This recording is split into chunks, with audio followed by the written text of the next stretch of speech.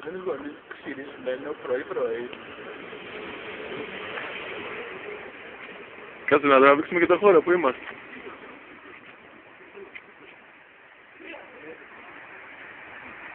Έτσι το λίγα, θα σου χωρέσεις. Την έβγαζε.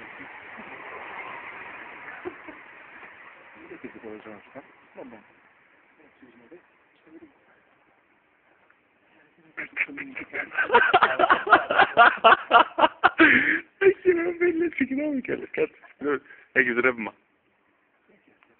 Έχει. Κανένας δεν είναι μέχρι τη μέση.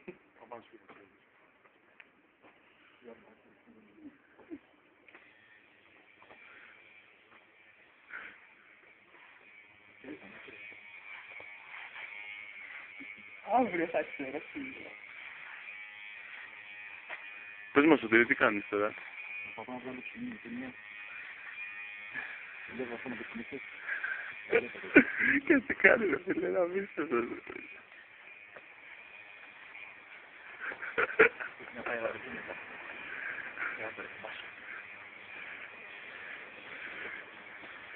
Θέλω να περάσει ένας μπάτσος, μόνο αυτό ρε. Μαλάκα νομίζω ότι έχεις κάνει πίπα, Θα παίρνει τελείως. Βουλή. Βουλή. Βουλή. Βουλή, θα παίρνει. Κοίτα, αλλά πάρλες. Πλάκα κάνει. Αυτό το σημάδι που έχεις πίσω, πού το έπαιξες?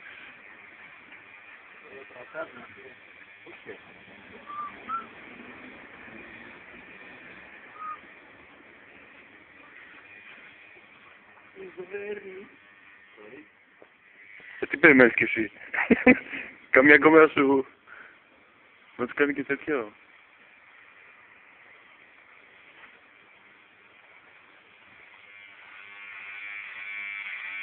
Για τον μπούτσο.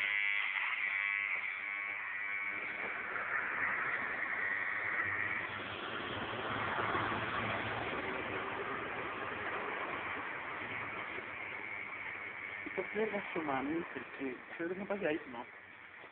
Για τραβάω την ώρα σου. Να δω πότε εγώ βλέπω.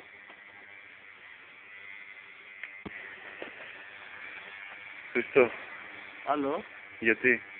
Και δεν έχουμε πει ούτε στα αγώνα. Λεπτομέρεια.